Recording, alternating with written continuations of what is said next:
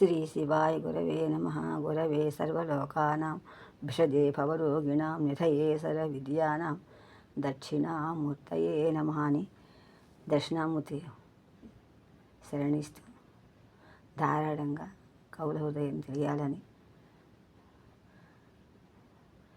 నా చాతయంతులో దక్షిణామూర్తి హృదయం కూడా తెలియాలని సముద్రంలో నీలా తీసుకుంటామో అలాగే నా చాతయంతులో చెప్పడానికి నేను ప్రయత్నిస్తాను అని చెప్తూ ఒకసారి ఆ శ్లోకాలు గుర్తు చేసుకుందాం. ఒకసారి 3 రూపాలని గుర్తు చేసుకుని అప్పుడు ముందుకెళ్ళాం. మొట్టమొదటి రూపం శాంతం పద్మావశిస్తు. శాంతం పద్మాసనస్థ శశిధరమకుటం పంచవత్రం త్రినేత్రం శూలం వజ్రం చ ఖడ్గం పరశుమభైదం దక్షభాగే వహంతం నాగం పాశంచ కంఠాం ఘంటాం నాగం పాశంచ ఘంటాం ప్రళయహుతవహం సాంకుశం వామభాగే నానాలంకారయుక్తం స్ఫటికమణినిభం పార్వతీశం నమామి. ఆపాతాళనభస్థలాంతభువన బ్రహ్మాండమావిస్ఫురజ్యోతిస్ఫాటికలింగమౌళి విలసత్పూర్ణేందువాచామృతైః అస్తోకాంబుజమేకమేవ మనిషం రుద్రానువాకై జపన్ ధ్యాయేతీప్సిరసిద్ధయే ధ్రువపదం విప్రోభిశ్చింతయేత్తు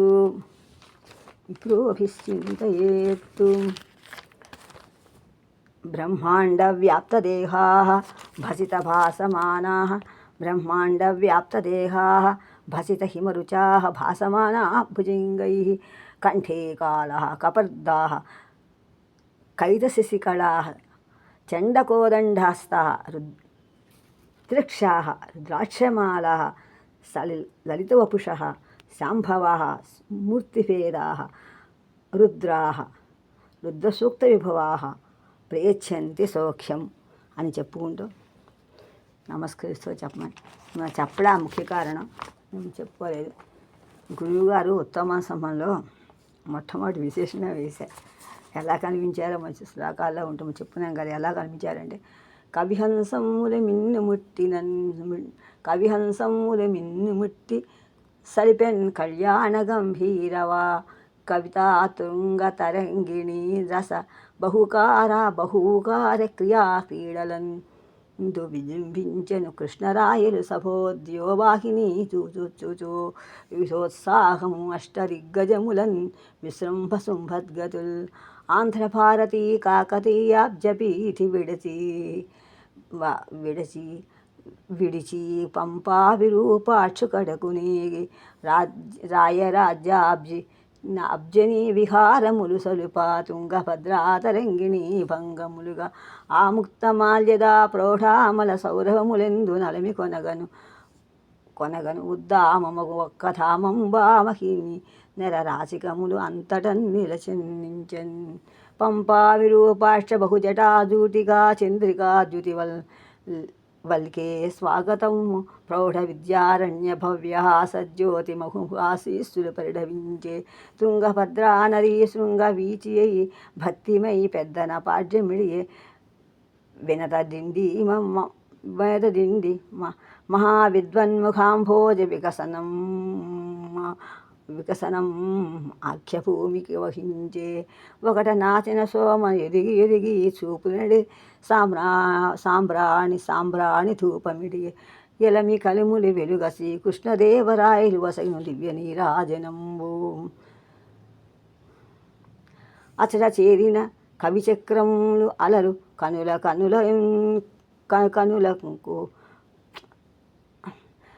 అచట చేరిన కవిచక్రము అలరు కనుల కువలయములు కాన్కలు గూర్చెనందు చూపున సూరన సుకవిచంద్రుడతని కర్పించన్ ఏక బిల్వార్చనంబు సాక్షాత్కరించిన ఒక మునిత్రక్షుని రూపాంతరంబు నిఖిలాగమ టీకాక్షరం మృదుహాసములు చెక్షు పటలమ్ములు సాంద్రచంద్రికా లోలయ నా పోలిక వారందరు విరూపాక్షులు చంద్రరేఖ క్రియాసూరుల్ చంద్ర క్రియాశక్తులు దీపించిరి, చంద్రలేఖ క్రియాశక్తులు దీపించిరి.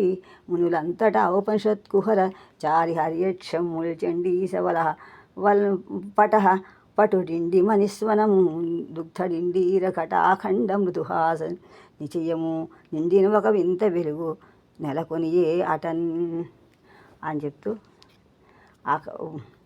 తెచ్చుడేటువంటి అందరూ అలా కనిపించారని మనం పద్యం చెప్పుకున్నాము. అలా చెప్పుకుంటూ ఒకసారి రుద్రుడి గురించి, రుద్రుని ఘోరాలు అన్నీ కూడా ఒకసారి ఎలా పద్యం చెప్పుకున్నాం. ఎందుకు అందరూ అక్కడ ఉండే భక్తులు, శివుడు అందరూ కూడా అక్కడ కవిజం అంతా ఎలా కవించో చెప్పుకున్నాం కదా. బ్రహ్మాండ వ్యాప్త దేహ భసిత హిమరుచా భాసమానా భుజంగై కంఠే కాళా కపర్థ కలిత శశికళా చండకోదండహస్తా త్రిక్షా విద్రాక్షమాలా సలితోపుష శాంభవా మూర్తిభేద రుద్రసూక్త విభవా ప్రయచ్చంతి సౌఖ్యం. ఇది వేదమాత యొక్క వర్ణన నేను చేసింది కాదు. ఇప్పుడు ఒక్కసారి అక్కడ ఉన్నటువంటి కవులందరితో ఉన్నట్టు దీని గురించి అంతవలసి వేదాల ముందు ఆదిదైత్యమని, అంతరిక్షమని, ఆదియజ్ఞమని, ఆదిపోతుగాని మొత్తం అని చెప్పిన దీంట్లో అన్నీ కలిస్తేనే మొత్తం ఒక దాంట్లో ఆధ్యాత్మికంలో ఉన్నటువంటి మన శరీరంలో నుండి 11 కూడా చెప్పుకున్నాం మనం. 11 అది కర్మేంద్ర, జ్ఞానేంద్ర, మనస్సు, జీవం ఇన్ని కలిస్తేనే ద్వాసాత్మ సూర్యుడు మనలో ఉన్నాడని. ఇవి మొత్తం 55లో ఉన్నటువంటి అందరూ కూడా 55లో ఈ మొత్తం 55లో కష్టం తీసుకుంటే నమశివాయ అయిందని, ఆ నమశివాయ గొప్పదనం అని చెప్పుకున్నాము. ఇదే దీనిలో సూర్యుడు ఒక్కడు, అందులో అందరూ సర్వదేవాత్మ సూర్యుడిలో కూడా ఇవి ఉన్నాయని, ఆ గుండ్రంగా ఉంది కాబట్టి సూర్యుడు అది శివుడే అని, అక్కడ ఉన్నటువంటి మొత్తం మన శరీరంలో జ్యోతులు మనలో ఉన్నాయని మనం చెప్పుకున్నాము. నిన్న మనం ఇంకొకసారి చెప్పుకుని ముందుకెళ్తే బాగుంటుంది అని చెప్తున్నాను. ప్రస్తుతము మహాభారతం రుద్ర చాలా చెప్పారు, ఎక్కడైనా చెప్పుకున్నాం. సమేత మహాభారత రుద్రాక్షే సమేధేతి ఎన్నిత్యం సర్వార్థాన్ సర్వకర్మసు శివమిచ్చన్ మనుష్యాణం తస్మాదేవ శివస్మృత అని చెప్పాను. అని మహాభారతంలో రుద్రాధ్యాయంలో చెప్పాడన్నమాట. ఎక్కడెక్కడే మాకు చెప్పుకున్నాం ఒకసారి. ఈ విశ్వేశ్వరుడు సర్వదేవతా స్వరూపం, సృష్టి స్థితి తిరోధాన అనుగ్రహాది పంచకృత్యం స్వతంత్రుడు, వేద ఆగమ పురాణేతిహాస ప్రయాజుడు, అష్టమూర్తి దేహుడు, బ్రహ్మ ముగుండు, భవరుద్రాది వివిధ నాముడు, సచ్చిదానంద కనుడు, ఉమానాథుడైనండి ఆ సదాశివుడు ఉండే సర్వవివేకి జనములకు సముపాస్యుడు కనుక ఇది సర్వశాస్త్ర సిద్ధాంతం. ఆ మహాదేవుని మహిమ చెప్పలేం. అందువలన ఇవన్నీ కూడా రుద్రాత్ముల కంటే ఇవన్నీ ఘోరాలు ఈ పంచేంద్రియ కర్మేంద్రియాలకు అన్నీ కలిసి ఓతట కుప్ప పోస్తే మనిషి మంచి చెడు బాల్యావస్థ ద్వంద్వాతీతం వీడిన బాల్యావస్థ బతుకాలు ఇవన్నీ కలిపి చూస్తే కుప్ప పోస్తే అదే శివలింగం, అదే సర్వం లింగం అని చెప్తారు. సర్వలింగం గర్భంలో ఉన్నాయని చెప్తారన్నమాట. ఇప్పుడు ఒక్కసారి ఉత్పలాచార్య శివస్తోత్రంలో ఏం చెప్పుకున్నాము చూద్దాం. మహాదేవాయ రుద్రాయ శంకరాయ శివాయతే మహేశ్వరాయాపి నమః కస్మైశ్చిత్ మంత్రమూర్తయే అని ఉత్పలాచార్య శివస్తోత్రంలో చెప్పాడు. భారతీయ ఆస్తికులతో బ్రహ్మ విష్ణు మహేశ్వర త్రిమూర్తులు కూడా ప్రసిద్ధులు.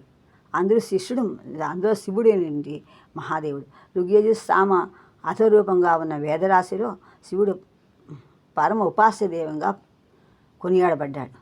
ఋగ్వేద ప్రథమ మండలంలో 43వ సూక్తం మంది కద్రుద్రాయ చేత ప్రచేతసి అని 9వ మంత్రం నందు 11వ అధ్యాయం 4వ సూక్తం ముందరి హిమా రుద్రాహ తనవే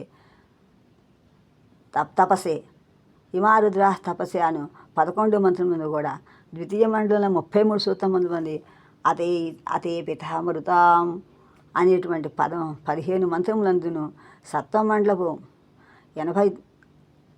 46వ సూత్రం మందలి రుద్రాయ చేత హిమా రుద్రాయ స్థిరం అను 4వ మంత్రం ముందు కూడా మొత్తం 39 మంత్రాల్లో కూడా శివకళ్యాణమైనటువంటి రుద్రుని యొక్క మహిమే సిద్ధమైంది. 4 సూత్రాలు కూడా రుద్ర సూత్రంలోనే వైదికుల వ్యవహారం చెప్తారు. వైదికులు వీరు సంపూర్ణమైన తాత్విశేషములుగా అక్కడ అర్థమవుతూనే ఉంటాం. కనుక కేవల చైతన్య స్వరూపుడు, మహాజ్ఞాని, శంకరుడు, రోగ నివారకుడు, వైద్య ప్రవక్త, ఉపదేశకుడు, పశుపతి, సూర్యుడు, పరమాత్మ, విశ్వపతి, విశ్వాధిపతి, మృత్యుంజయుడు, తేజస్వి, అగ్నిరూపుడు, సూర్యుడు. ఆ ముఖ్యమైన అర్థములు ఇచ్చిన నాములు రుద్రునకు ప్రయుక్తం లేనట్లు తెలుసుకోవడం ముఖ్యం మనకి. ఇంకా ఈ సూత్రములో ఇతర దేవతా సూత్రాలు కూడా రుద్రముని యొక్క 2 మార్లు చెప్పబడింది. కానీ దీని యొక్క రుద్రశబ్దం ఎంత వ్యాపకమైన అర్థం అభిప్రాయం కలిగి ఉన్నదో చేసుకుందాం ఒకసారి. ఋగ్వేదంలో ప్రత్యేకంగా శివసూత్రం అనేటువంటి పేరుతో మంత్రములు లేవు. రుద్రుడు శివుడు కానీ వేదభావం మనుషులకు శివరుద్రులు ఏంది ఒకటే భావం. రుద్రునకు శివునకు భేదం లేదు. అలాగే శివునకు ఆదిత్య ఉభయో అంతరం నాస్తి శివస్య ఆదిత్య శివస్య అని కూడా వాడుకోలేదు అని తెలుసుకోవాలి. అయినప్పటికీ కూడా అవిని వాదనలతో మనకు అనవసరం.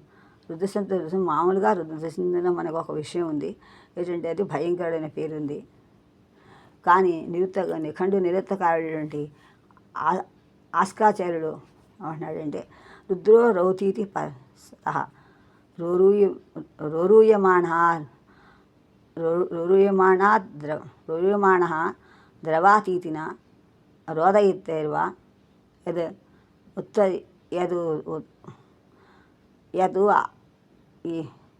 యత్ అరుదత్త రుద్రస్య రుద్వత్వం ఇది అని కాఠనం ఉంది. కాసిక ఉంది. అంటే ఏంటి? రుద్రోహో రోతీత ఎప్పుడు అని ఏడిపిస్తూ ఉంటాడు. రోరుయతి ద్రవ్యతి మన బాధల్ని పోగొట్టి బాధలు తను పెడతా మన బాధ కూడా తీయగొడతాడు. అలాగే రోదయితే ఏడిపిస్తూ ఉంటాడు. బాధ తీసేవాడని తీసే అన్నీ కూడా ఆయనే అని అర్థం అన్నమాట. అయితే ఎవడైతే రుద్రసిద్ధాన్ని చేస్తే అదే రుద్రత్వం అని చెప్తున్నారు. రుద్రస్ని యొక్క భావమే రుద్రత్వం. ఏ రుద్రుని యొక్క పదం ఉందో అది రుద్రత్వం. అలాగే ఏది రోదిత్వం రుద్రస్య రుద్రత్వం అని హైదరాబాద్ కూడా ఉంది. సత్పురుషులకు అని చెప్పాడు. కన్నుతో మనకి కలుగుతాడు కానీ ఏడ్చేవాడు కాదు. మరి మేఘం నీరు వస్తుంది, ఏడుస్తామా? ఏడిపిస్తాడు. ఆ ఒకసారి బాధపడతాం, ఆ నీళ్ళు సుఖపడతాం. ఎక్కువ నీళ్ళు వస్తే బాధపడతాం. ఘోరా ఇందులో ఉన్నాయి. ఇవన్నీ ప్రతి జీవులు కూడా ఉన్నాయన్నమాట. అయినప్పటికీ కూడా భవంతి తథాపి విప్రతిషిద్ధార్థా భవంతి ఏక ఏవ రుద్ర అని చెప్పినప్పుడు కూడా రుద్రుడే ముఖ్యం. రుద్రశబ్దానికి వేరే అర్థములు కూడా చెప్తున్నారు. ఎలా అంటే రుద్రుడు ఒకడు కాదు, అసంఖ్యాకులని 3 మంది వేదములు చెప్తున్నారు. అందుకే చెప్పారు కదా, రుద్ర అత్రిక్ష రుద్రాక్షమాలా త్రిభువనవస రుద్రసూక్తా విభవా అని చెప్తున్నారు కదా. అందుని సమర్థమైన సూత్రములు ఏ దేవత కూడా లేవాడు. అందరు 10 శివపురాణాలు కూడా శ్రీనాథ్ అవి చెప్పాడు. 10 పురాణాలు శివుడి గురించే చెప్తున్నాయి, తక్కువ ఇతర దేవత గురించి చెప్తున్నాయని చెప్పాడు. అని శివరూపం ధరించాము. లోకల్యామతం భావా సర్వరుద్ర అగ్నిరుద్ర అగ్నిమునగు సద్మ శివాశివం అని చెప్పిన విధులు. కనుక అగ్నియే రుద్రుడు అన్నప్పుడు వైగతాత్మైన శివోపాసన అని తెలుస్తోంది కదా. గాయత్రి ప్రతిపాద్యమేంటి భర్గము కూడా శివ తేజస్మనే కదా. స్వరూపాయం ఇటుదే అని తెలుసుకోవాలి. ఇట్టి విపులముగా గ్రంథాంతముగా చర్చించాయి. సరే, ఇంకా ఏమైనా ఋగ్వేదంలో ఏముందో 2 మంత్రాలు చెప్పి ఆపేద్దాం. రుద్రేషు రుద్రీయం అహావమే మహే శం నః కరోతి యహతే సుగం యశుక్రః ఇవ సూర్యో హిరణ్యమివ భువనస్య పితరం గీర్భిః అభిరుద్రం అని ఋగ్వేదంలో ఇవన్నీ ఉన్నాయన్నమాట. ఇంకా తైత్తిరీయోపనిషత్తు కూడా యో రుద్రో అగ్నో, అలాగే రుద్రోవా యదగ్ని ఘోరాన్య శివాన్ని చ. యజుర్వేదంలో యాతే రుద్రా శివాతను అఘోరా నమశివాయ చ శివతరాయ చ జగతాం పతయే నమో నమో రుద్రాయ. అలాగే సూర్యాయ నవరుణ న రుద్ర సమాదేవ అధర్వవేదం అని చెప్పింది. యమ రుద్ర విశ్వభువాని ఇమ విశ్వభువనాన్ని చక్రపే తస్మై రుద్రాయ అగ్నేర్వే దేవత తస్య ఏతా నామాని. ఇక అగ్నిర్వేద అని చెప్తున్నాడు. గోబ్ను ఇలా చెప్తే తైత్రీయోపనిషత్తు ఏష ఎవరు యదగ్ని ఏష రుద్ర యదగ్ని అన్నాడు. ఇలా సర్వ పశుపతి విగ్రహ తాని తాని తాని కాని తాని అష్టో రుద్ర ఇది సర్వ పశుపతి ఉగ్రాసని భవ ఈశాన మహాదేవ అగ్నిపాణి అని చెప్తున్నాడు. ఇదే పుష్పవంతుడు కూడా చెప్పాడు. భవ సర్వో రుద్ర పశుపతి ఈశాన మహాదేవ అని చెప్పాడు. తర్వాత యో రుద్రాగ్ని శత్రుఘ్న ఇలా ఒక చెప్పిన అగ్నిపి నిరుత్తం కూడా చెప్పింది. అగ్ని అపి రుద్ర ఉచితే అని. అలాగే మాండిక్య ప్రపంచం శాంతం శివం అద్వైతం శివం శ్వేతాశ్వరం ఏకైవ రుద్ర నద్వితీయ తంతు అని ఒక చెప్తే ననాన్ చాస్న శివ ఏవ కేవల అని చెప్పింది. ఇలా చెప్పుడు ఇంకా అనేక వస్తాయి వెతుకుతుంటే అధునశిలో ఏం చెప్పాడు, ఏకో రుద్ర నద్వితీయ తస్మైన రుద్రమేకత్వం మహాశాశ్వత విరాణం అన్నాడు. ఇలా ఒక్క దాంట్లో మనం చెప్పి వెతుకుతుంటే మరి ఇంకా ఎక్కువ వస్తూనే ఉంటాయి. దీనిని మనం ఎక్కువ ప్రమాణాల గురించి ఇంకా చెప్పుకుంటూ ముందుకెళ్తాం. ఆ ఇంగ్లీష్ వాళ్ళు కూడా శుద్ధసిద్ధానికి విమర్శించారు, కొంత ఏడ్చేవాడిని చేయడని. కానీ విపరీత అర్థాలు కూడా తీసిన వాళ్ళు కూడా ఇంగ్లీష్ వాళ్ళు రుద్రం అని ఎక్కడ లేని విషయాలు కూడా తీసుకొచ్చి ఇందులో అంటుకట్టిన వాళ్ళు అవిని మనకి అనవసరం అంతా కూడా. ఋగ్వేదంలో మాత్రం దివో వరాహం అరుషం కపద్దినం తు ఏషం రూపం మనసా నిహ్వామయామహి అని దాన్ని తీసుకొని చాలా విమర్శలు చేశారు. వరాహం అని దానికి వరాశ్రేష్టమైన అహం దేమని తీసుకోకుండా విమర్శలు చేశారు. అవన్నీ మనకు అనవసరం ఉన్నప్పుడు చెప్పనేవని. అందుకని ఇలా అల్పదేవుడు పాశ్చాత్య విజ్ఞతం పాశ్చాత్య పండితులు కూడా తెలుస్తారు. ఆంగ్ల భాష వాళ్ళు కూడా చేశారు. ఇలా మేఘమందలు జడ్జి గారు మాత్రం మైసూరు శ్రీ పరమశివ అయ్యర్ అని ఒక మైసూరు జడ్జి గారు మాత్రం తమ రిక్స్ అనే మొత్తం రుద్రుడిగా మేఘమండలం మెరుపుని తుఫానుగా అని పిడుగు విద్యాదశలో తోచి తాను పెద్దవాయన తర్వాత కూడా ప్రభావం దోపడిందని రాశారు. పాండిత్యం అన్న అలా ఉండాలి. ఒరే త్వరగా తిను, అరుగో మేఘంలో రుద్రుడు గుర్తిస్తున్నాడు, తేనివాడిని పట్టుకెళ్తాడని పాపం నాయనమ్మ గారు ఏమైనా బాధ్యమని భయపెట్టే పూర్వం పెద్దవాళ్ళుగా చెప్తున్న పిల్లలకు కూడా ఈ విధంగా రుద్రుని యొక్క విశ్వరూపూర్ణ పంచభూతాలు విభక్తులు వివిధ శక్తులు పంచభూతాలు వివిధ శక్తులు రక్షణ శిక్షణలు అన్నీ కూడా దురాధీనమే కదా. ఇతడు సహస్ర విభుడు బహురూపుడు సహస్రపాణి సహస్రసోయి రుద్ర అధిభూమ్యాం అని ఆయన యొక్క నిషింగత్వము తస్కరపతిత్వము అంతరిక్ష భాషతో మున్నగు వారిని మాత్రమే పెద్దగా భావించి మొట్టమొదటినే ఉన్నటువంటి ఆయన యొక్క సోమత్వము సభావత్వము జగత్వత్వ మృత్వము శివతత్వమును మధ్య చూడగా ఇన్ని ఆలోచనిపిస్తుంది. ఇలా చెప్తుంటే ఎన్నో ఉన్నాయి, చెప్పుకోనక్కర్లేదు అని విమర్శిస్తున్నారు. అవన్నీ మనకు ఇంకా ముందుకెళ్తే శివాగములు చతుర్వేదాలు నిరుక్తాములు బ్రాహ్మణములు ఉపనిషత్తులు శివాగమాలు పాణినీయ ధాతుపాఠము మహాభారతము పురాణమున్నగు సమస్త ప్రాచీన గ్రంథాలు కూడా శివశబ్దము శివకథలు పుష్పముగా నిబద్ధించబడ్డాయి. ఈ వైదికములని అని ఆర్య శరణ్యములని కూడా నమ్ముట చాలా ముఖ్య విషయం.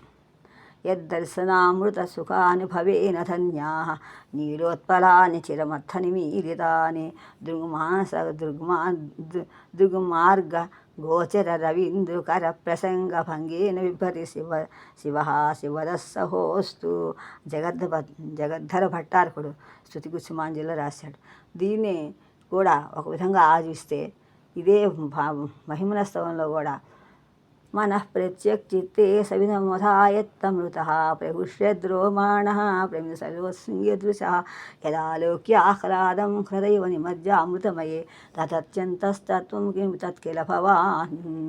అలా చేసి కూడా అలా అదే భావ అంటే ఎవరే తన్మయానంద ఆనందస్వరూపులో అంతర్గతంగా ఉండే సహస్రాలు మనసులో ఉన్నటువంటి దాన్ని అంటే మూలాధారమైన దాన్ని అనాహతంలోంచి మళ్ళీ ఆజ్ఞాచక్రం నుంచి సహస్రానికి వెళ్ళి ఆ సహస్రంలోంచి పైకి వచ్చి మళ్ళీ వెనక్కి వెళ్ళి ముందుకు దారి లేక నోట్లోంచి అతి చంద్రస్వామి మొదలుకొని ఎవరు తీసుకొచ్చి అని చేశారో అలాంటి ఆనందానుభూతి పొందేవాడే అదే కైలాసం కాదా ముంగిలి కాదా వారణాసి గడపే కైలాసము అన్నారు తూచడి.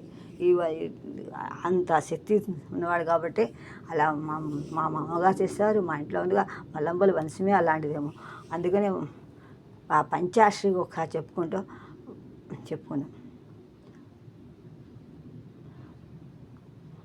ఇలా వెళ్తున్న కొద్దీ మనకి అనేక విధాలు మనకి తెలుస్తాయండి. చాలా తెలుసుకోవాలంటే చాలా తెలుసుకోవాలి, కానీ మన బుద్ధికి చాలా అల్పం. లోకాతీతమే సంపద శివతత్వం తెలియదు. ఇది కేవలం మనసులో ఉన్నటువంటి మానవ శివయోగైన శివోభవతి నిశ్చయం సిద్ధాంశిగమ్మ అని చెప్పాడు. అలాగే శివజ్ఞాత్వా శివో భవేత్, అలా బ్రహ్మవిద్ బ్రహ్మణి స్థిత అని భగవద్గీత. బ్రహ్మ విజ్ఞాన లాభాయ శాంతి దాంత్యాదిభి సర్వై సాధనై సహిత భవేత్. నారద పాంచరాత్రి నారదుడు చెప్పాడు. శివజ్ఞానం పరం బ్రహ్మ శివో, అది శివోపనిషత్తు. ఇలా అలాగే ఉపనిషత్తు కూడా రుద్రోదయ ఉపనిషత్తు కూడా పెద్దది ఉంది దాంట్లో.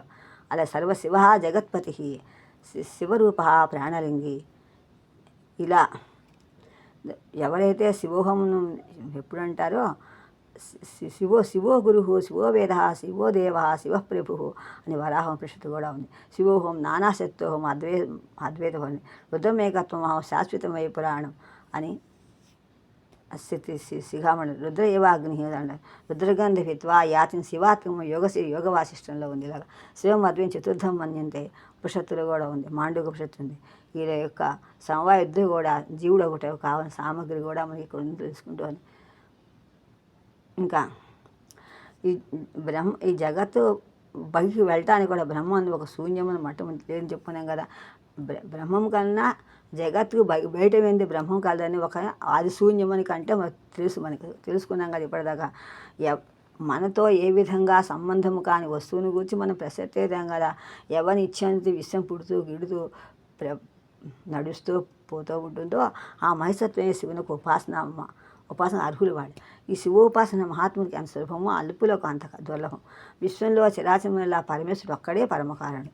ఇటు నిశ్చయాత్మ జ్ఞానం కలవాడు మాది శివ ఉపాసనకు అధికారి. వారి శక్తిపాతం వంటి హఠ రాజ కర్మ జ్ఞాన భక్తి యోగుల మార్గంలో సాధనలు అవుతున్నాయి.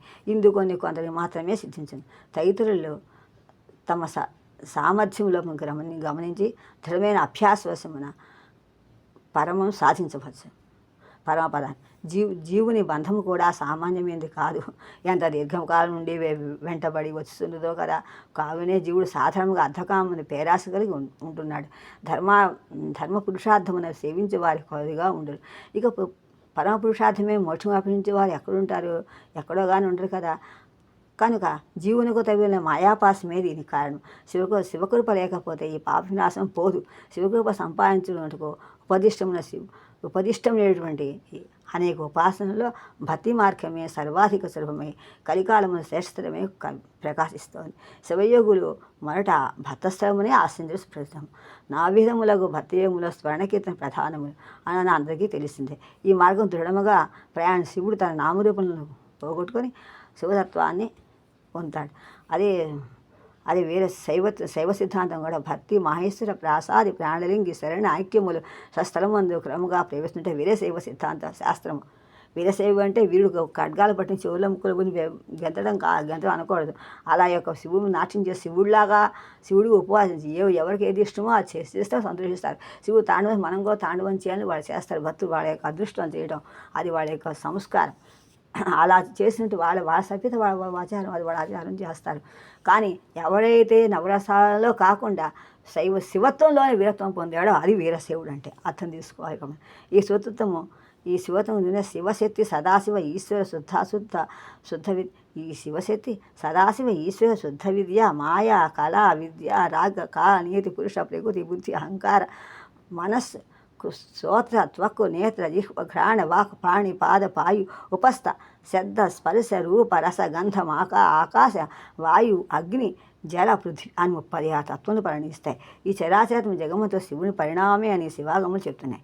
ఈ ప్రత్యేదారమే వస్త్రముగా విశ్రముడు ఒక డేరాగుతున్నట్లుగానే శివుడు తనలో నిత్యమైన విమర్శక్తి యొక్క వికాసం వల్ల విష్ణు ఏర్పడుతోంది, పరిణమిస్తున్నాడు విష్ణు.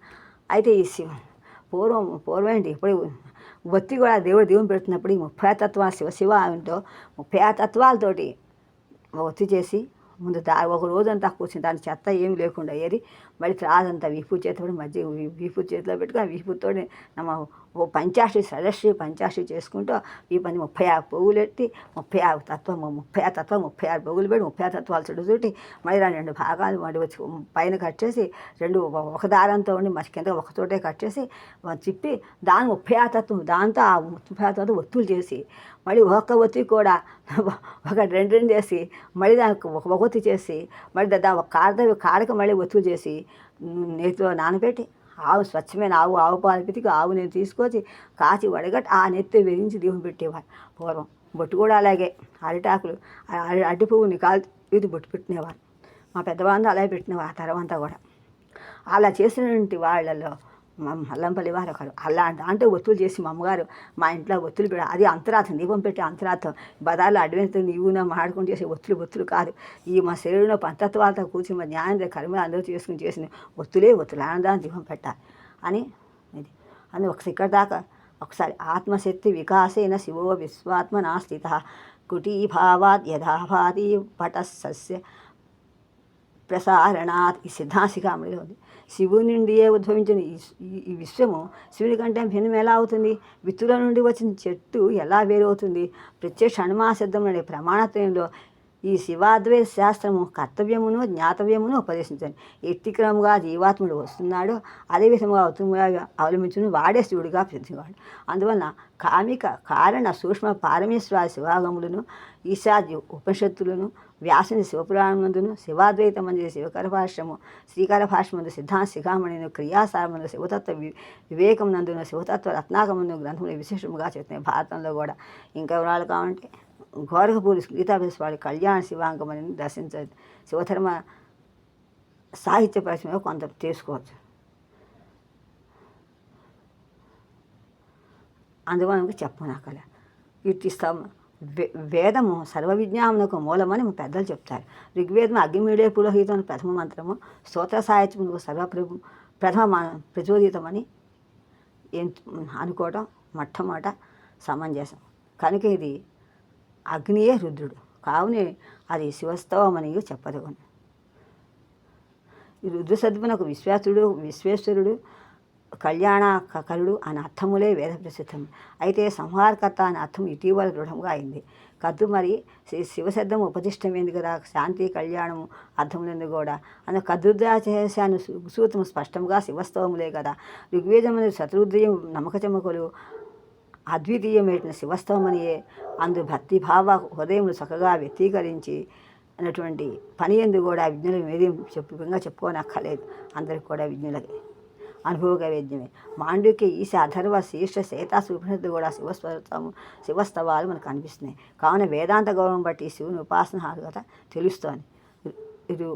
రుగాది మంత్ర సంహితాలు పూర్వ కర్మకాండలు ఇందు రుద్రాగ్ని వరుణాది పాంచభౌతిక వివరణలు ఎక్కువగా ఉన్నాయి. అందువలన ఉపనిషత్తుల్లో శివ పరబ్రహ్మమును ఉండుట గంభవనం. ఈ శివాగములు శివపురాణంలో శివరహస్యం భారత భావాలు వివిధమైనటువంటి భాగవతాదుల్లో కూడా భారతంలో కూడా స్తవములు పరసహస్రముగా కనబడుతున్నాయి. ఆయా ప్రసంగంలో ఈ స్తోత్రం దుర్వాస గౌతమ అగస్త్య విశ్వామిత్ర విశ్వామిత్ర సానంద మార్కండేయ రావణాలు విసించినట్లుగా ఆ గంధములేమో తెలుస్తోంది. అందులో ముక్కిలిగా ప్రాచీనమైన ఇందుకు కొన్నిటిని ప్రసిద్ధములే ప్రచారం. రత్నసా సురాసనము జటాకటాసమనం బ్రహ్మరాశి వచ్చిన చంద్రశేఖర పాయమన్న శివస్థుతులు శివభద్ర కంఠస్థులు ఉన్నాయి. అందులో కొంత పుష్పదంతస్థం కూడా అందులో ఉన్నది. శివస్థం కూడా అనేకము రాశాడు. అలాగే ఈ శివాలయాలు కూడా దక్షిణ దేశంలో ఉంది. ఇలా శంకరుడే భిక్ష పెట్టినట్లుంది. స్తోత్రవాంగమైన కూడా శంకరుడే పెట్టినట్టుంది. అందులో శివుని కంటే నీలకంఠ సుందరపాండ్య సోమాంద అభిగుప్తాది శివాచార్య గొప్ప శివపతులు కొన్ని కారణం వలన అవి పైకి తీసుకొచ్చాడు. అయితే ఇప్పుడు అలాంటి వాళ్ళ ఒకరు కాబట్టి అనేకం ఉన్నాయి కాబట్టి ఒక్కసారి అలాంటి పంచాక్షరి మంత్రం గురించి చెప్పుకున్నాం. సమయాకం మనం చెప్పుకున్నాము. ఆ పంచాక్షరి మంత్రం చెప్పినప్పుడు ఎలా చేసి తాతగారు చెప్పుకున్నారు. మల్లంపల్లి పయోతి శశినం మల్లేశ్వరాతారకం ఉల్లాస్యాంబుజ మహా చెంచిరీకిత మహాపంచాక్షరీ మంత్రకం చిల్లీలం కరుణాతరంగిత దృశం శ్రీజ్ఞాన విద్యాప్రదం వందేహం హృది మల్లికార్జున గురుం మజ్జన్మ సంతారకం మల్లికార్జున విభుం మజ్జన్మ సంతారకం వందేహం హృది మల్లికార్జున విభుం మజ్జన్మ సంతారకం అని చెప్పి మళ్ళీ పంచాక్షరి మంత్రాన్ని ఎలా 9 ఏం చేస్తుంది, అన్ని రకాల పువ్వులు తీసుకుంటుంది. తీసుకుని ఏం చేస్తుంది, ఆ పువ్వులో 9 ఉంటే ఆ ఆనందానికి సచ్చిదానంద రూపంతో నిండిపోయి పైకి రాలేకపోతుంది. అది ఇలాగ పువ్వు ముడిచిపోతుంది, బయటకు రాలేదు. అలాగే మన పంచాక్షరి మంత్రంలో ఉండిపోయి లోకాన్ని శివుడు రక్షించక ఉంటాడా, చేస్తాడు. అలా మన తేనెటీగ గొప్పదాన్ని తీసుకుని అలాగే ఆంధ్ర అండిపోయింది అని భావం అని తెలుసు. కొందరు హృదయంలో ఉందంటారు హృది, కొందరు ఆజ్ఞాచక్రంలో ఉంటారు, కొందరు సహస్రాల్లో ఉందంటారు. ఎక్కడ హృదయస్థానం అంటే ఎక్కడైతే ఉపాసనా భావంతో శివ సాక్షాత్కారం సహస్రారం కలుగుతుందో వాళ్ళకి అక్కడ కలగచ్చు ఎక్కడే అని చెప్పుకుంటూ ఇప్పుడు నిన్న మనం ఆ కవుల గురించి చెప్పుకుంటున్నాము. ఆ చెప్పుకుంటూ వెళదాం. మనం ఆ కవుల గురించి చెప్పుకుంటూ ఒకసారి భారతంలోనూ మధ్యలో ఆపేసాము భారతం. ఆ భారత ఇప్పుడు నన్నయ్య గురించి చెప్తున్నాం, నన్నయ్య తిక్కన్న గురించి చెప్పుకుంటున్నాం. మనం సంజయ్ దేవ అని చెప్పుకుంటున్నాము. అప్పుడు దుర్యోధనుడు అన్ని మాటలు వింటున్నాడు. ద్రోణుడి గురించి ఏమన్నా చెప్పమని అడుగుతున్నాడు. ఎవరికి, సంజయుడు అందుకు చెప్తున్నాడు. ఒక్కడు అడుగుతున్నాడు ద్రోణుడి మాట చెప్పమని. ఈ అందరికీ సంబంధితుడు అత్యంత హితుడు కూడా. ఈ విషయం అందరికీ తెలిసిందే, అందరికీ తెలిసిన విషయమే, గొప్పది. అయినా ఈ ఆలోచనలతో ఉండము, అలాంటి ఆలోచనలతో ఉండకూడదు. వాడు చెప్పింది నిజమే. మరి పొందు మేలు కదా. శత్రువు శరణాదులు శరణ సనాదులను ధరింపరు. అక్కడ చేతులకు యుద్ధం చేసినప్పుడు శాస్త్రాలు అవి కూడా సాయుధాలు ధరింపరు. ధరించినా ఎవరు మిగలరు. లోకంలో ఎక్కడా కూడా అర్జునుడు సరిదుడు లేదు. ఇది నిర్వివాదం. ఎవరి మాటను ఆదరించక సమాధానం చెప్పలేదు. అందువలన ఎవరు వింటలేదు. మళ్ళీ తిరిగి సంజయునితో మాట్లాడాడు. కురుపక్షం వాళ్ళందరి మనస్సులు కూడా తమ బ్రతుకులు తెల్లారినట్లుగా ఉన్నాయి. పాపం ధర్మరాజు ఎవరిని తీసుకొని వచ్చి యుద్ధం చేయగలడు? ఇంకా ధృతరాష్ట్రుని చెప్పుట అనవసరం. విను నరేంద్ర, ధర్మజుడు సంధికే ఇష్టపడుతున్నాడు. అయ్యా, తమరు ఇచ్చిన రాజ్యము ఇవ్వకపోతే తప్ప మీకెప్పుడు కీడు చెయ్యం. తలపడు ధర్మరాజు. ఇచ్చిన రాజ్యం ఇవ్వకపోయినా కాలేనిచో మీ బలం లెక్కలు చెయ్యడు. అందరూ నీకంటా తెలిసిన వారే కదా. ఒక విధ్వంసి భీముడు జటాసురాంతకుడు హిడింబు ప్రాణాలు తీసుకున్నాడు. ప్రాణి వరాహుడు ఇంకా కీచక నిర్మూలన చేసినట్టు కీచక నిర్మూలన కేళిలో మద్దించి చంపాడు. ఇవి చాలదా? సమరోత్సాహాల భీముడు నాగా అంటే 10 నాగం అంటే ఏనుగు, 10,000 వేణువుల ఆయతను సామ్యుడు, నాగా ఆయతను సామ్యుడు అన్నమాట. అంత బలంగాడు, బలోదగ్రుడు. ఇంకా చాలదా? శత్రువుని మండించేస్తాడు. ఆకాశంలో ఉన్న దాన్ని పొడిగంతా అడిగాట వెనుకడు వాడేవాడు అని చెప్పాడు. ఇవన్నీ మనం చదువుకున్న ఊరికే చెప్తున్నాను. యుద్ధం చేస్తున్న విను చూపిస్తా సత్యం. నకులసహదేవులు కౌరవసేన తొడముట్టి శత్రువులను చీల్చి చెండాడాడు. ఇలా చెండాడిన సింహకిశోరుడు మీలో చాలా కలరు. ఉపపాండవులు అరివీరులు, అభిమన్యు చెచ్చిర పెడుగు. ఇక నీవు చూడంగా ఎట్లు ధైర్యం వస్తుంది నీకు? కృష్ణ తమ్ముడు సాత్యకి వస్తున్నాడు, పాంచాల మహారాజు వస్తున్నాడు, విరాట్ రాజు వస్తున్నాడు, తన తమ్ముడు వస్తున్నాడు, కుమారులు అన్నదమ్ములు జరాసంత కుమారులు సహదేవులు వస్తున్నాడు, శిశుపాల కుమారుడు వస్తున్నాడు, సైద్యుడు వస్తున్నాడు. ఇంతమంది వస్తుండగా నువ్వేం చేయగలవు? ఇంకా చెప్పాలా? చాలా పాండవ పరాభవం తగిన సమయం ఎదురు చూస్తున్న సిద్ధంగా ఉన్నారు. భీమకుమారుడు ఘటోత్కచుడు యుద్ధము మాయాజాలం మాయాబలం చాలా ఉన్నది. దీంతో మన బలం ఏమైపోతుందో తెలియదు. చిందరవందరే చేస్తాడు. తూర్పు ఉత్తర దేశాలందరూ కూడా సిద్ధంగా ఉన్నారు. దేవ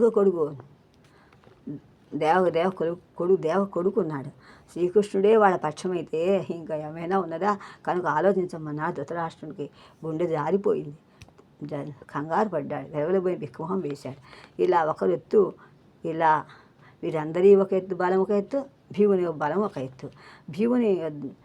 భీముని వద్ద కాల్దండం ఉంది కదా అనుకోకూడదు, గద ఉంది అనుకోకూడదు. జరాసంధుని జయించినట్టు ఒక నిమిషంలో చంపాడు.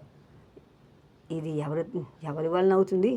భీముని సంగతి తెలుసుకొన పిల్లలు తెలిసినా నా పిల్లలు నా మాట వినకపోతే నాకు చాలా ఖేదంగా ఉందన్నాడు.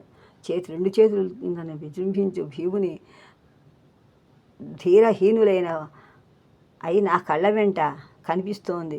వెనుదిరిగి పారిపోతున్నట్లు ఇప్పుడే కనిపిస్తోంది అని బాధపడ్డాడు. చనిపోతే ముందే తెలిసిపోయి ధృతరాష్ట్రుడు. భీముడు ఒక ఎత్తు, అందరూ ఒక ఎత్తు. ధృతరాష్ట్రుడు భయపడుతున్నాడు. ఎవరైనా యుద్ధానికి కత్తి కదా, ఏదో ఒకటి కావాలి కదా. కానీ భీముడికి ఏమీ అక్క లేకుండా యుద్ధం చేస్తుంటే ప్రళయకాలంలో సముద్ర ఉప్పెన వంటివాడి సముద్రాన్ని ఇస్తుంటే ఈ ఈదటానికి నా పుత్రులో ఎవరున్నారు? భీమయుద్ధ సముద్రాన్ని అసలే అగ్ని. దాని తగ్గట్టుగానే గాలి ఒకరిగా చెప్పుకోనక్కలే. గాలితో తోడైతే ఏమవుతుంది? దానికి తగినట్టు తోడు వివత్సుడు అంటే అచ్యుతుని పదం. అర్జునుడు తెలుగు పదాలతో ఆట ఆడుకుంటాడు. తిక్కనగా 3 వంతులు తెలుగు భాష గొప్పతనం చూపిస్తాడు. భీభత్సుడు అంటే వివత్సుడు. ఈ పద్యంలో నివార వీర్యం అన్నదొక్కటే సమస్త పదములు. జిగులు తీయదనము తిక్కన్న పద్యాలు. మాతృభాష ఒకటే, తీపి లేదు. తీపి మాధుర్యం తెలుగు భాషకు తీపి, ఇదే గొప్పతనం. మాధుర్యం కంటే తీపి కన్నా మాధుర్యం ఒకటి మించిపోతూ అంటే అమ్మ కన్నా అమృతం లేదు. తెలుగుతనం కన్నా భాష వేరొకటి లేదు. పృథ్వీని కలదే కనుక తర్వాతి వారిని ఇవ్వాలి తెలుగు గొప్పతనం. తర్వాత జాతి వాళ్ళకి కూడా ఇవ్వాలని గొప్పతనం అని ధూర్జటి ఉదాహరణగా తెలుగు పద్యం తీసుకోవాలి. అందంగా తెలుగు పద్యం చూసుకోవాలి. అందంగా తినని కథ చూసుకోవాలి. శివభక్తి ఘట్టం శివలింగాన్ని చూసినటువంటి కొంచెం ఏంటి తెలుగు భాషలో మాట్లాడేటువంటి అచ్యుతుని పద్యం. ఓ స్వామి ఇందులింగం అని సంగతి తరం అనేది తెలిసి చెప్పు కదా. ఆ పద్యం తప్ప ఏమీ లేదు. మనం మాట్లాడే భాషలో మాట్లాడటం కవి సమర్థుడైన తెలుగు భాషతో ఒక ఆట ఆడుకోవచ్చు. అది గురువు అలాగేశారు. అది ఒక చదరంగా అక్షరాల యొక్క కదలిక అండి. అంటే భాషా ప్రభుత్వం సరస్వతిదేవి అనుగ్రహం అలా ఉంటే ధారాళంగా వస్తాయి. ఆ పదాలు వస్తున్నానే వస్తాయి. సర్పమైతే భక్తికి ఎలాగైతే తల వంచి తలపైకెత్తి నీకున్నా అని చెప్పి లీలాభిహానం ఒక కాళ్ళు దాచుకుని తలపైకెత్తి కాళ్ళకి మురగరించి ఉంటుంది. ఆ లీలాహీనం అంట ఆ ముద్రతో కూర్చుని నేను వస్తున్నా అన్ని వాళ్ళకి పదాలు వెంటబడేస్తాయి కాళ్ళు దాచుకొని. మహాకవికి అయితే అలా గురువు గారు అలాంటి వాళ్ళే. వ్యర్థ పదాలతోటి సమర్థుడైతే తెలుగు భాషకి ఏముంది? ఏ యుగంలో అయినా విన్నామా? అతడు వ్యర్థ పదా ప్రలాపి కాడు, అసయోతి కాదు. ధృతరాష్ట్రుడు వాడి వెండు నిజపరాకం. ధృతరాష్ట్రుడు పొగట్టం అతని నిజపరాక్రమం నిజంగా ముందు చెప్పాడు. అసయోతి మాత్రం కాదు, చెప్పింది నిజమే. ఒక గాంధీవం చాలు, దీన్ని మించినది లేదు లోకంలో. కృష్ణుడు పరాక్రమాన్ని ఆశపెట్టుకోడు. అర్జునుడు ఒక్కడే శత్రు సైన్యంలో పెద్ద మంట. ఇలాంటి దాన్ని కోరవచ్చునా? దేవ రాక్షసాది భువనాదులందు అర్జునుడే విజయుడు. గాంధీవ బాణాన్ని ఎవరు ఎరుగుదురు? భీష్మ ద్రోణులను తెలుసు, మనతో పాటు ఉంటాడు కనుక వాళ్ళు ప్రాణాలను లెక్క చెయ్యడు. ఇది ముందరే విదురుడు చెప్పాడు విషయం. ఇలా నకుల సహదేవులు వారు ఏమని చెప్పమన్నాడు. వారి ఇంచుమించు సరిసమానులు, సాటి వారే. యమధర్మరాజు యుద్ధానికి రాడు, ధర్మరాజు యుద్ధానికి రాడు. ధర్మధుడు ఆవహ పటిష్ఠుడు. ఆవహం అంటే యజ్ఞం అన్నమాట. వస్తే ఏమీ చేయలేం. అయినా నా పిల్లలు చూసుకుని మిడిసిపడుతున్నారు, ఎందుకో అర్థం కావట్లేదు. వారందరూ చిచ్చులని బాధపడ్డాడు పాపం ధృతరాష్ట్రుడు. వీరంటే ఎంత పరాక్రమవంతుడు, ఎంత వినయుడు. బంధువులను అతని బంధువులకు అనుచర పరిచారులకు ఇష్టుడు, సత్యవ్రతుడు. హరిశ్చంద్రుడు రామచంద్రుడు సదృశుడు, త్రికణశాలి. అధర్మలోచన రాజనీయుడు. అందరినీ ధర్మాలోచనతో చూడు. మంటల్లో మిడతల్లాంటి వాళ్ళు శత్రురాజులు. ధర్మరాజా, నియమునందు మాకు శాంతి అవసరం. నీ తెలిసిందా? నా పిల్లలకి ఇష్టమైన శాంతికి సమ్మతిస్తాను. నువ్వంటే నాకు ఇష్టమే, కానీ నాకు శాంతి చెప్తున్నాడు, మాకు శాంతి అవసరం అని చెప్తుంది. శాంతికి సమ్మతిస్తాను. ఉత్తముడు మంచిదన్నాడు సంజయుడు. ఉత్తమనంగా మంచిదన్నాడు. ఇది జోదన్నాడే ఉంటే ఉదాసన ఏం జరిగినా తెలుసు కదా, ఎంత బాగుండేది. ఏం జరిగినా పట్టించుకోకుండా ఉండం. అప్పుడు ఊరుకున్నాం, ఇప్పుడు అనుభవిస్తున్నాం. ఉపేక్ష అన్న ఉదాసీనత అన్న ఒకటే. అందువలన నిజమేటువంటి రాజు లాంటి వాళ్లకు కారాగారంలో పెట్టి కొట్టించాలన్న స్నేహం మంచిది. అతి స్నేహం మంచిది కాదు, కొట్టించాలి. అతి స్నేహం మంచిది కాదు. కాకపోతే మానసిక క్షోభ పొందుతాడంతే. కనుక అతి స్నేహ పాపశంకి అన్నాడు కాళిదాస్. తప్పు చేసినా ఏమీ అనలేని స్థితి వస్తుంది. పాత విషయాలు గుర్తు చేసుకొని తత్వం గలవారు కాదు మీరు అడుగులకు మడుగులు ఎత్తడానికి. తెలిసిందా? దుర్యోధనుడు వింటున్నాడు. తండ్రి ఎత్తుబడులను చూసి దగ్గరికి వచ్చి ఇన్నాళ్లకు అడవిలో పాండవులు గడిపిన జవజీవాలు ఉడిగిపోవా? వస్తే పొడి చేస్తారా? మా బలబలకం పనికిరానివా అని కనిపిస్తున్నాయా? ఎన్నమ్మి నేను మేము గెలుస్తున్నాయి. అలాగైనా భీష్ముడు పరశురామునితో గెలిచినవాడు. ఇతన్ని మించినటువంటి మనగాడు మన ప్రక్కనే ఉన్నాడు లోకంలో అని. యుద్ధానికి వస్తే భీష్ముడిని చూసిన పారిపోతాడు పాండవుని. ఇక స్నేహం పొందుపుత్రుడు ఎంతటి వాళ్ళు, తక్కిన వాళ్ళు పాండపుత్రుడు ఎంతటి వాళ్ళు స్నేహం తప్ప ఊరుకుంటారు. భీష్మ కోపంలో ఇంకా వాళ్ళు ఏం చేయగలరు పాండవులు? పెద్దలు శిష్టులు చెప్పిన వెనుక యుద్ధంలో చావనా చస్తాం, కానీ సూర్యమోపిన అక్షోహిణుల సైన్యం సూర్యుని స్థలం కూడా ఇవ్వను. అక్షోహిణుల సైన్యంతో వచ్చి తలపడుతుంటే రాజ్యం ఇస్తే మనకి అపకీర్తి రాదా? అనుకోకుండా కూడా ఆలోచించకుండా ధృతరాష్ట్ర పిరిగి బందని లోకులు ఆడిపోసుకోరా. భీముడు నాతో యుద్ధానికి సరిరాడు. నేను గదతో యుద్ధం చేస్తేనే త్రిలోకాన్ని జయించనా? ఇంద్రుని వజ్రాయుధంతో భీముని తల నేలపడి తథ్యం. నా గదాయుద్ధం చేయడం చాలా ఇష్టం. సమబుద్ధి అయిన భీమునితో చేస్తే భయంతో తక్కిన సైన్యం వెందిరిపోతుంది. మరొకడు కర్ణుని వద్దనున్నాడు. శక్తి ఆయుధంతో అర్జునుడు చస్తాడు.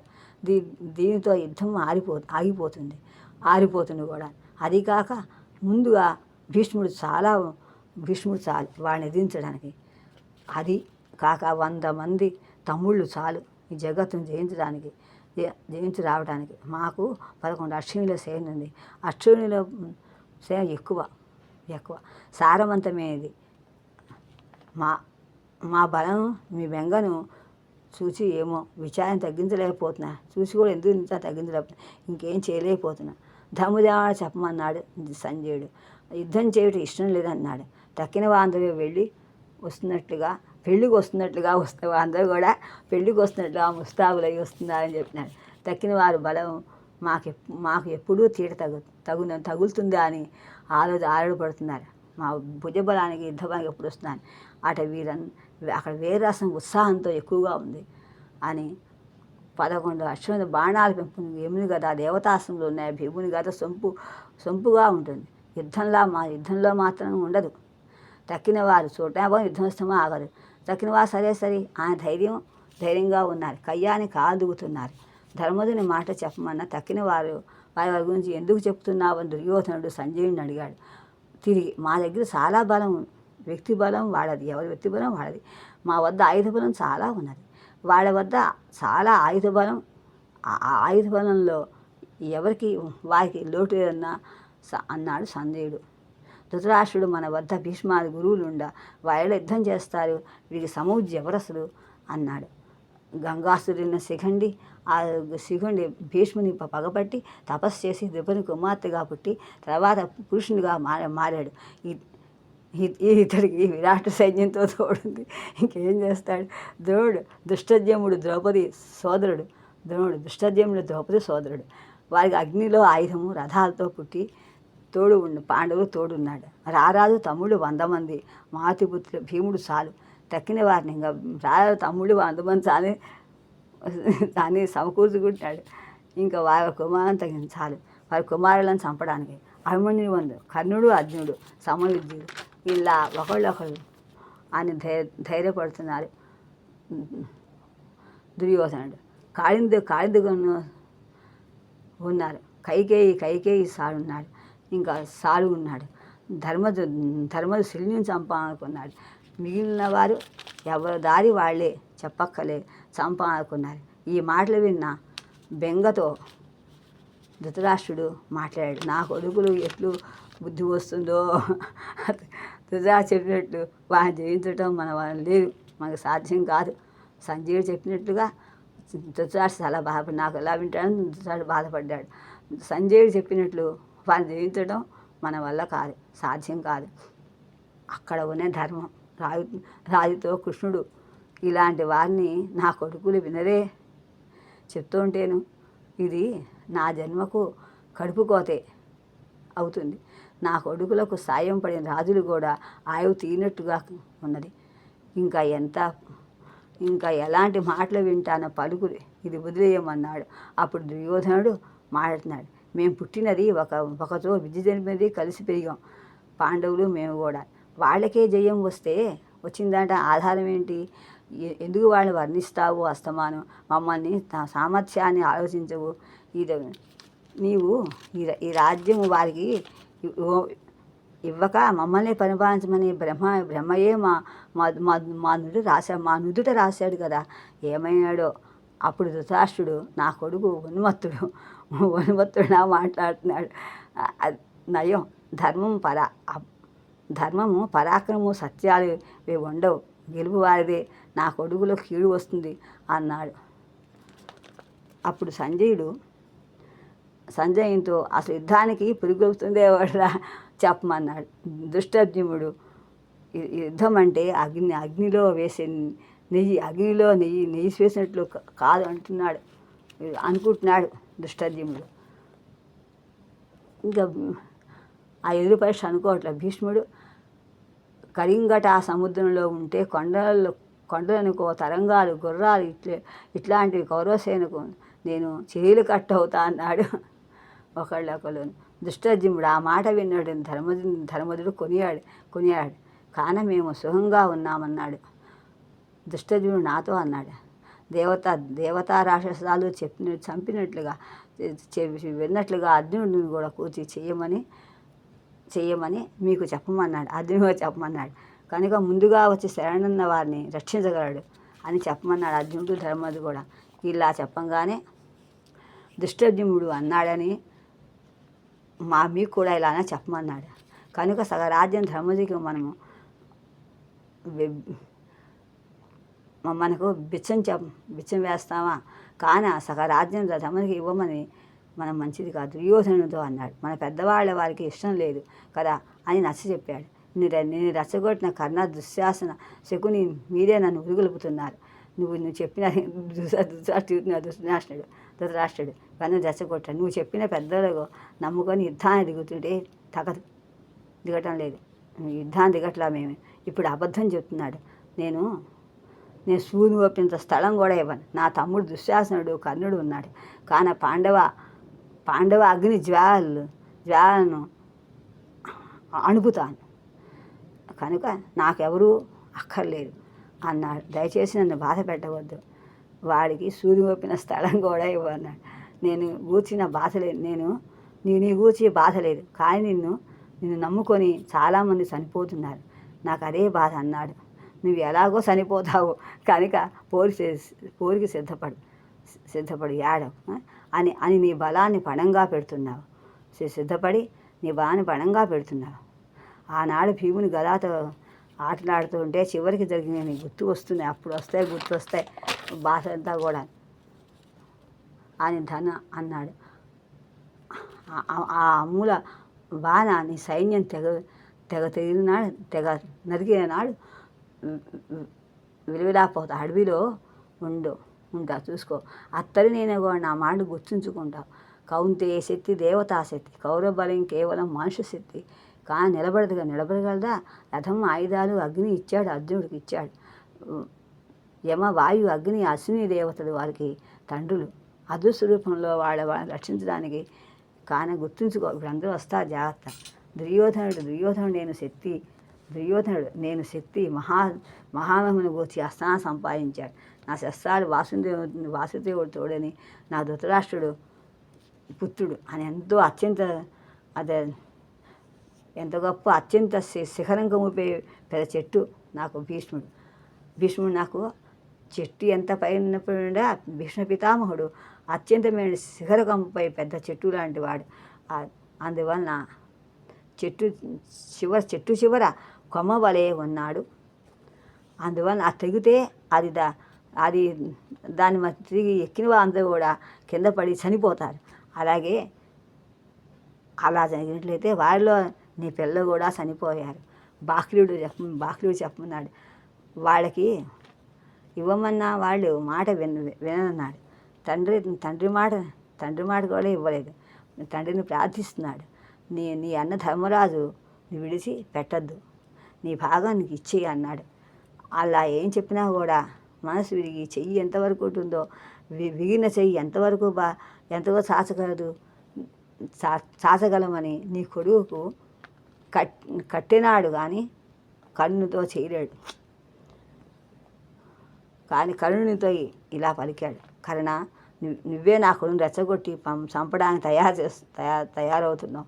భీమార్జున నీ వలే నేను నిర్వచనం అవుతుందా అనుకుంటున్నావా? చేయలేదు. అచ్చలం అంటున్నాడు. అప్పుడు కర్ణుడు చూస్తున్నట్లు కనిపిస్తోంది. అప్పుడు కర్ణుడు భీష్ముడిని ఉద్దేశించి దుర్యోధనతో అన్నాడు, నన్ను చేతకాని వానికి చూస్తున్నావు, కానీ నువ్వు పడిపోయేంతవరకు నేను రాని సౌదం బట్టి కోపంతో వెళ్ళిపోయాడు. హస్త సన్యాసం చేశాడు. అప్పుడు కర్ణుడు లాంటి వాడే చూసావుగా, వాడి వాడు ఇంత భయంకరంగా వచ్చినాడు. పాండవులను బతుకుతారా అని హేళన చేశాడు. వాళ్ళను నమ్మి నేను నట్టేట్లో పెట్టాను, వెళ్ళను. తర్వాత నువ్వు చూస్తావు కర్ణుని పరిస్థితి. నాకు తెలిస్తే ఏమి తెలియకపోతేనేమి, నన్ను కించపరుస్తావుగా. నాకు కూడా పాండవుల గురించి అని నిన్ను బాహ్లికుని గురువును నమ్మి యుద్ధానికి వస్తాను. ఒక కర్ణుడు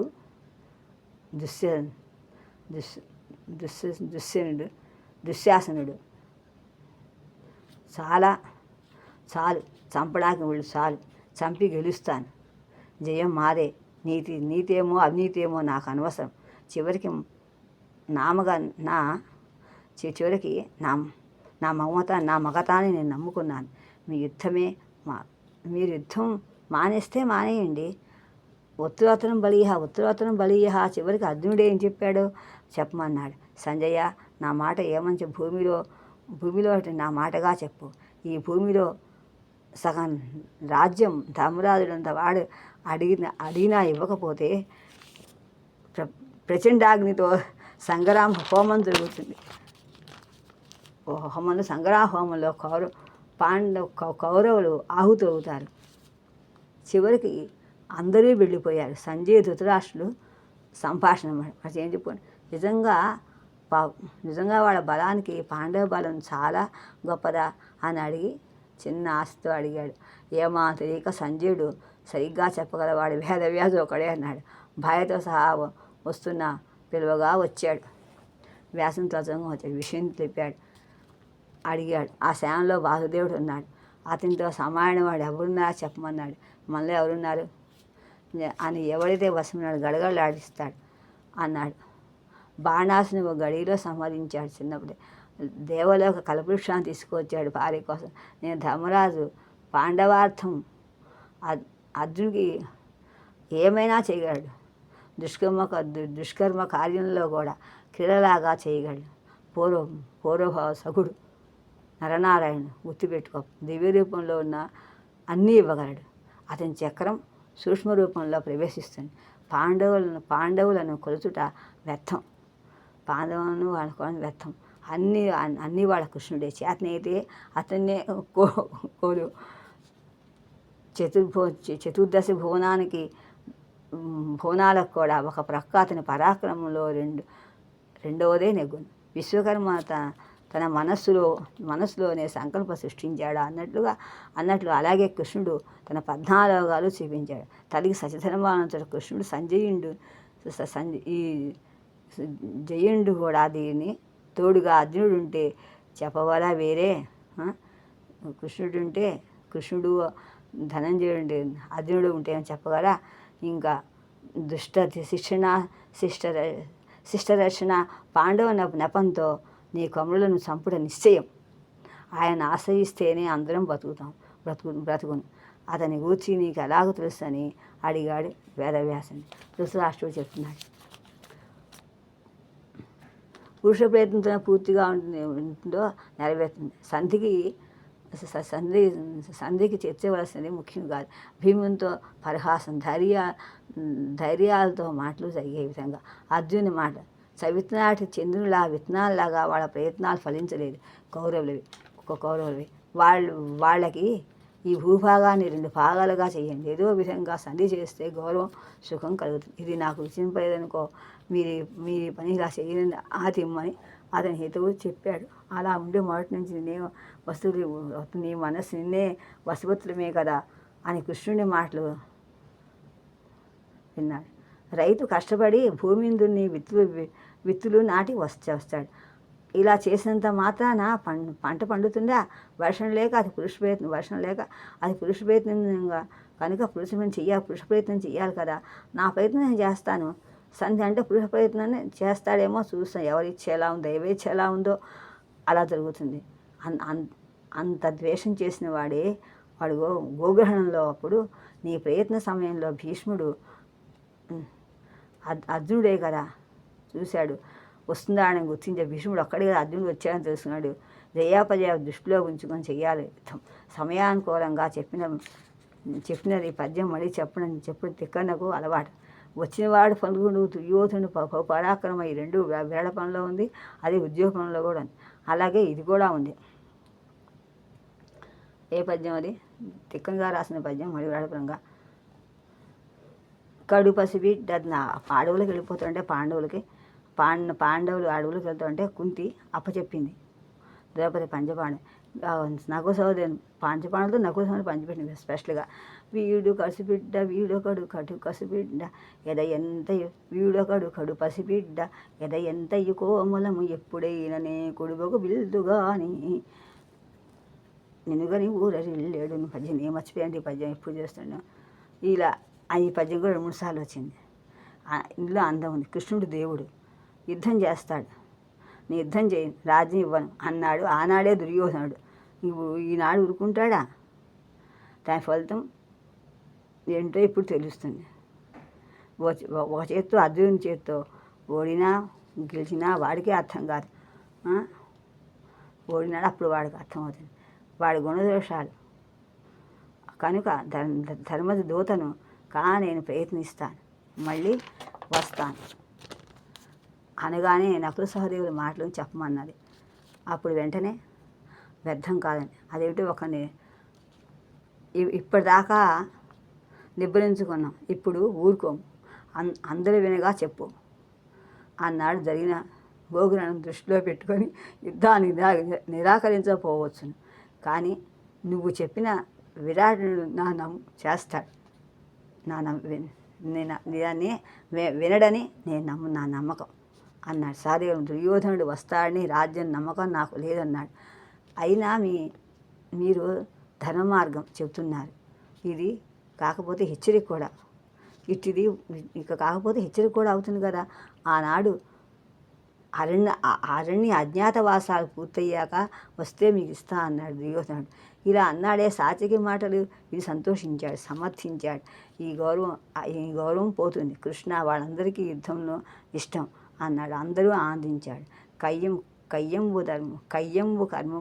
కర్జంబు కాదటే అనేకులు వీరావేశంతో మాటలు పలికాడు. ఇక ఈ విధంగా అంతా ప్రతిధ్వనించింది. ద్రౌపది మాటలు ఏముందో చెప్పు నా పెద్ద. పాండవుల నుండి వేరు యుద్ధం చేద్దాం అనుకుంటున్నారేమో అని విదురుడు ధృతరాష్ట్రునితో అన్నాడు. వారికి హరికి ప్రాణతుల్యుడు అర్జునుడు కుశస్థలి. ధృతరాష్ట్రునితో వారికి కుశస్థలికి ముందుగా వచ్చి రాగానే కృష్ణునికి అర్ఘ్యపాద్యాలు ఇచ్చాడు. చేసినవి ఇంకా తప్ప ఇంకేం స్వీకరించాడు అన్నటువంటి ప్రలోభాలతో చూపించినటువంటి ఏ ప్రలోభాలు చూపించినా లొంగడు కృష్ణుడు, పూజనీయుడు. అందువలన విమర్శిస్తారు. కనుక కానుకలిస్తే అన్నాడు విదురుడు. కృష్ణుడు బేల కాదు, వచ్చిన పూర్తయ్యే వరకు ఉంటాడు. పాండవ కష్టాలు కడతీర్చులకు వస్తాడు అన్నాడు. భీష్ముడు ధర్మబద్ధంగా చెప్తాడు. ధర్మ అర్థశాస్త్రములో కూడా లోబడి మాట్లాడను. నేను రాజ్యం ఏంటని కానీ కృష్ణుడిని చూసి వెరవీగుతున్నారు, కానీ హరిని కట్టి బంధిస్తున్నారు అన్నాడు దుర్యోధనుడు.